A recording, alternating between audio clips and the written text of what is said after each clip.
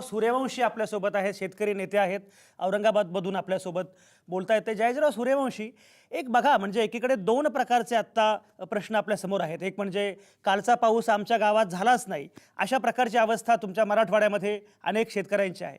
त्याचवेळी काही ठिकाणी एवढा पाऊस झाला की जे काही होतं नव्हतं ते सगळं उद्ध्वस्त झालं, अशा प्रकारची अवस्था आहे. या सगळ्या याच्यामध्ये आपण बघतो आहोत की गेल्या अनेक वर्षांपासून शेतीविषयक काही धोरण नाही, त्यावेळी नीट मदत होत नाही. आता मला सांगा की आत्ता या क्षणी सरकारनं काय करायला पाहिजे? मुळात आता या ठिकाणी सरकारने जो तातडीचा निर्णय घेणं गरजेचं आहे की दुष्काळी दौरे जे काढण्याचा जो प्रकार आहे की सर्वच पक्षाच्या पातळीवरचं, तर ते दुष्काळी दौरे काही काढू नयेत. दरवर्षी पावसाळा येतो त्याप्रमाणे दरवर्षी आमच्याकडे दुष्काळ येतोय, कारण वर्षानुवर्ष दुष्काळ येतोय आणि आम्ही त्याच्याबद्दल कुठल्या प्रकारचं नियोजन आमच्याकडे नाही. आता सगळीकडे आता तुमच्याकडे आता व्हिडिओ कॉन्फरन्सवर सगळी तुम्हाला माहिती मिळतीये. त्यामुळे तातडीची मदत आता परिस्थिती अशी की जनावरांना चारा नाहीये, चारा छावण्या चाराचे डेपो चालू करणं गरजेचं आहे. अन्न नाहीये शेतकऱ्यांच्याकडे खाण्यासाठी, अन्न मिळालं पाहिजे. जो चांगला बागायतदार शेतकरी होता आज तो ऊस तोडीला चाललेला आहे. ज्याच्याकडे काही पशुधन आहे ते जनावरं सगळे आता खाटकाकडे चाललेले आहेत, तिकडे कत्तलखान्याकडे चालले, ते थांबणं गरजेचं आहे. ज्या शेतकऱ्याकडे पैसे नसल्यामुळे त्यांच्या मुलांची शैक्षणिक शिक्षणाला जाण्याचे प्रश्न थांबलेले आहेत, मुलींचे लग्न थांबलेले आहेत आणि कर्जबाजारी शेतकरी या गेल्या 3 वर्षामध्ये आम्ही पाहतो की 3 वर्षामध्ये फक्त एकच खरीपाचं पीक आम्हाला सापडलं. गारपिटीमध्ये आम्ही जोडलो, पाण्यामध्ये आम्ही पावसाने पाऊस नसल्यामुळे पाण्यात गेलं आणि आमच्याकडे आत्ता परिस्थिती आहे की कुठल्याही शेतकऱ्याच्या घरामध्ये धान्य नाहीये. 10% पेरणी झाली, त्याचा फक्त फायदा फार थोड्याफार प्रमाणामध्ये रब्बीचा मिळणार आहे. खरीपाचं पीक अजिबात या ठिकाणी मराठवाड्यात आलेलं नाहीये. विहिरीला कुठेही पाणी नाहीये, पिण्याची अत्यंत भयंकर परिस्थिती आहे. त्यामुळे दौरे वगैरे काढून किंवा हे राजकारण करण्यापेक्षा आम्ही गेल्या 2-3 वर्षामध्ये अनुभवतोय 2.5 लाख हेक्टरवरची मराठवाड्यातली मोसंबी जळून गेली. आता पैठण तालुक्यामध्ये आणि औरंगाबाद जिल्ह्यामध्ये फळबागा तोडायला सुरुवात झाली आहे. हे फळबागा जगवण्यासाठी आता शेतकऱ्यांना पैसे देणार आहात का? पाण्याची व्यवस्था करणार आहात का? त्याच्यासाठी प्रशासन हलवणं, आता जो भुजबळ साहेबांनी जो विषय मांडला आहे की प्रशासन गतिमान करणं गरजेचं आहे आणि प्रशासन अक्षरशः झोपलेलं आहे की गेल्या लोकसभेच्या निवडणुकीपासून ते आत्ताच्या विधानसभा निवडणुकापर्यंत प्रशासनाला फक्त इलेक्शनच होत्या आणि इलेक्शनमधून त्यांना सुट्टी मिळाली नाही. मंत्र्यांनी दौरे केले, विरोधी पक्षाच्या नेत्यांनी दौरे केले की संपूर्ण प्रशासन त्याकडे कामाला लागतं आणि मूळ कामाकडे शेतकऱ्यांच्या प्रश्नाकडे दुर्लक्ष होतं. म्हणून माझी पहिली मागणी आहे की प्रशासनाने कुठल्या राज्य सरकारच्या मंत्र्यांनी किंवा विरोधकांनी दौरे न करता त्या एका जागी बसून शेतकऱ्यांना तातडीची मदत, आता अन्न सुरक्षा विधेयक जे सरकारने ज्या केलेलं आहे तर सर्व शेतकऱ्यांना अन्न सुरक्षा विधेयकाचा फायदा मिळाला पाहिजे, सर्व शेतकऱ्यांना अन्न मिळालं पाहिजे, ही सगळ्यात महत्त्वाची मागणी आहे आणि तातडीने चारा देणं गरजेचं आहे. शहरामध्ये जे शेतकऱ्यांची मुलं शिकायला आहेत आणि मुली शिक्षणासाठी शिक्षण घेतात त्यांना स्कॉलरशिप देणं गरजेचं आहे, अन्यथा शेतकऱ्याच्या मुलांचं शिक्षणाचं फार मोठं नुकसान होणार आहे आणि कायमस्वरूपी योजनेसाठी तुम्ही प्रयत्न करा. जयाजीराव सूर्यवंशी, अतिशय महत्त्वाचा मुद्दा तुम्ही मांडत आहात की शाश्वत उपाययोजना काहीतरी झाल्या पाहिजेत आणि दुष्काळी दौरे बंद करा.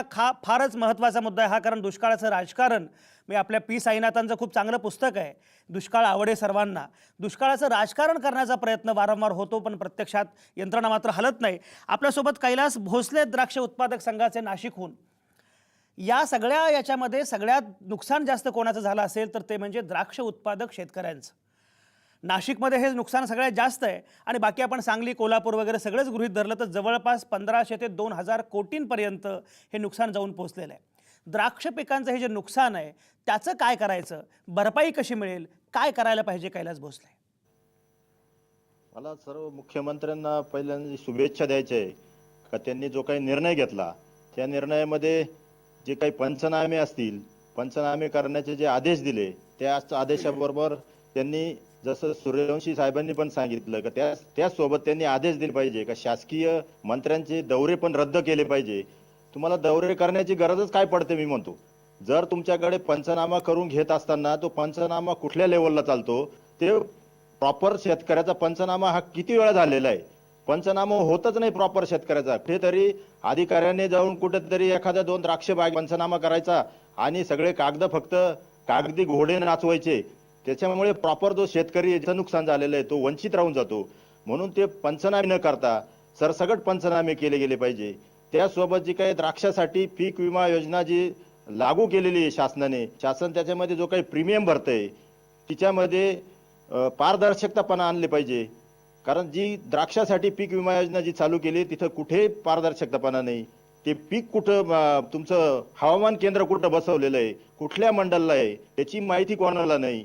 कुठेतरी एका घराच्या बाजूला जिन्याला किंवा भिंतीला हवामान केंद्र बसवलं जातं आणि त्याच्यावरती पाऊस पडत नाही आणि ते मिळू नये, पाऊस पडून शेतकऱ्याला भरपाई मिळू नये असं त्या कंपन्यांचं काम असतं. जवळपास याच्यामध्ये HDFC असेल, रिलायन्स असेल, इफ्को, टोकिया असेल आणि टाटा AIG आणि ॲग्रिकल्चर इन्शुरन्स या कंपन्यांनी द्राक्षामध्ये काम सुरू केलेलं आहे. मागील 3 वर्षापासून आम्ही द्राक्ष बागायतदार संघाने पाठपुरावा करून फलोत्पादन मंत्रालयामध्ये मिटिंगा घेऊन आम्ही विचारतोय का कुठे तुम्ही कुठल्या मंडलला हवामान केंद्र बसवलेलं आहे. ते ना ॲग्रिकल्चर डिपार्ट सांगू शकत आणि ना मंत्रालय सांगू शकत.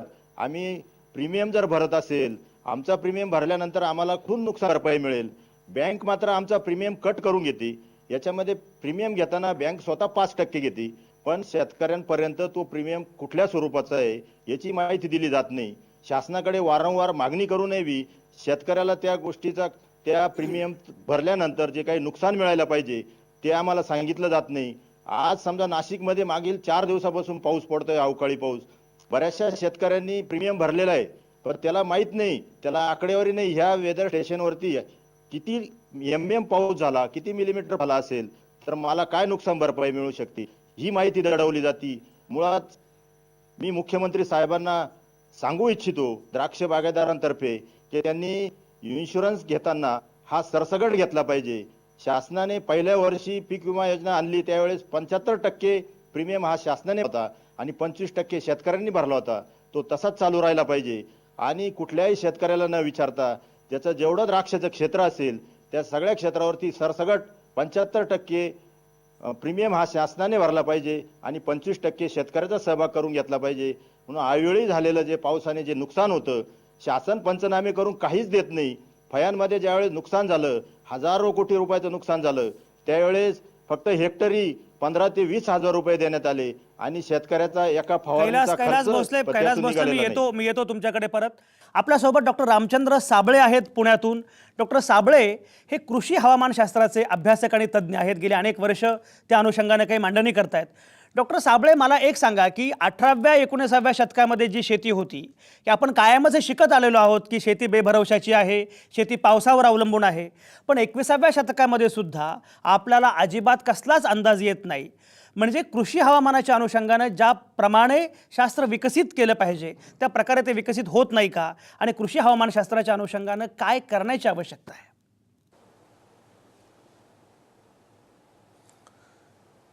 कृषी हवामानशास्त्राच्या अनुषंगानं जे काही काम झालेलं आहे किंवा काम होत आहे ते त्या मानानं शेतकऱ्यांच्या अनुषंगानं हे काम होणं गरजेचं आहे. आता उदाहरणच द्यायचं म्हटलं तर मान्सूनचं आगमन जेव्हा होतं त्यावेळेला बरेच वेळेला तशा प्रकारची मॉडेल्स आपल्याकडची जी आहेत आणि आगमनाची तारीख आणि आगमनाची वेळ ह्या गोष्टी देखील शेतकऱ्यांच्यापर्यंत सातत्यानं माहिती देण्याच्या आणि करेक्ट माहिती देण्याची आपल्याकडे यंत्रणा असायला हवी. आता उदाहरणच द्यायचं म्हटलं तर यावर्षी मान्सूनचं आगमन उशिरा होईल हा एक अंदाज मी दिलेला होता आणि तो अंदाज मी जे मान्सून मॉडेल विकसित केलेलं आहे त्यानुसार दिलेला होता. पण आता आपल्याला अवकाळी पावसाचे अंदाज, आगमनाचे अंदाज, पाऊस किती पडेल याचा ॲक्युरेट अंदाज, ह्या सगळ्या गोष्टींची गरज आहे. त्याला कारण असं आहे की गेल्या 1972 ते 2014 ह्या काळातला जर आपण अभ्यास केला तर 1972मध्ये 84 तालुके दुष्काळी होते. आता गेल्या 2012मध्ये जर आपण पाहिलं तर एकूण पर्यंत गेली. 12 हे प्रमाण असलेलं 18-19 जिल्ह्यांच्या पर्यंत ते वाढत गेलं.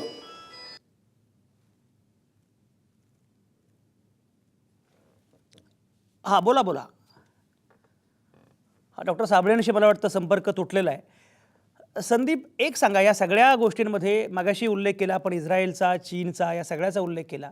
पण हे सगळं होत असताना एकूण शाश्वत विकासासाठी शेतीच्या सगळ्या संदर्भामध्ये काही उपाययोजना फारशा होत नाहीत असं आपल्याला दिसतंय. हवामानाचा उल्लेख मगाशी डॉक्टर साबळे करत होते. आपण म्हणतो आहोत की तालुका स्तरांवर सगळीकडे हवामानाची केंद्र असली पाहिजेत, पण असं होताना दिसत नाही. काय व्हायला पाहिजे आणि असं का होत नाही? आपण जर पाहिलं की जर हवामानाचा योग्य ॲक्युरेट अंदाज जर आपल्याला हवा असेल तर किमान मंडल स्तरावरती म्हणजे तालुक्यात किमान 4-5 स्वयंचलित हवामान केंद्र पाहिजेत. आणि गेल्या 5-7 वर्षापासून याबाबतचा प्रस्ताव राज्य आणि केंद्र सरकारकडे धुळखात पडला होता. मागच्या सरकारनं त्याला देऊ करू असं धोरण घेतलं आणि आत्ताच्या घडीला आजच मुख्यमंत्र्यांनी याबाबतची माहिती दिली की जवळपास 2000पेक्षा जास्त स्वयंचलित हवामान केंद्र आता बसवली जातील. पण ही हवामान केंद्र बसतील आणि त्याच्यानंतर शेतकऱ्यांना अंदाज मिळेल, तर ही जी प्रोसेस आहे मागच्या सरकारनं किंवा मागच्या कालखंडामध्ये जो काही वेळ गेला तो वेळखाऊपणा या सरकारनं करू नये. तातडीनं ती हवामान केंद्र बसवावीत जेणेकरून आपल्या शेतकऱ्यांना त्या म्हणजे किमान 25-30 गावांचा योग्य अंदाज हवामानाचा देता येईल, जेणेकरून द्राक्ष किंवा डाळिंब किंवा इतर कुठलीही जी कॅश क्रॉप्स आहेत त्यांचं संभाव्य होणारं नुकसान आपल्याला कमी करता येईल. टाळता येणार नाही नुकसान, पण नुकसान कमी करता येईल. तर हा जो विषय आहे स्वयंचलित हवामान केंद्राचा, तो सगळ्यात महत्त्वाचा विषय आहे. तो तातडीनं नव्या सरकारनं निकालात काढावा असं मला वाटतं. अगदी बरोबर आहे. कारण मागचे कृषी मंत्री राधाकृष्ण विखे पाटील यांनी स्वतःहून सांगितलं होतं की आमच्याकडे हवामानाची काही यंत्रणाच नाही आणि त्यामुळे काय नियोजन करावं असा प्रश्न अनेकदा पडतो. खरोखरच ही अतिशय महत्त्वाची गोष्ट आहे.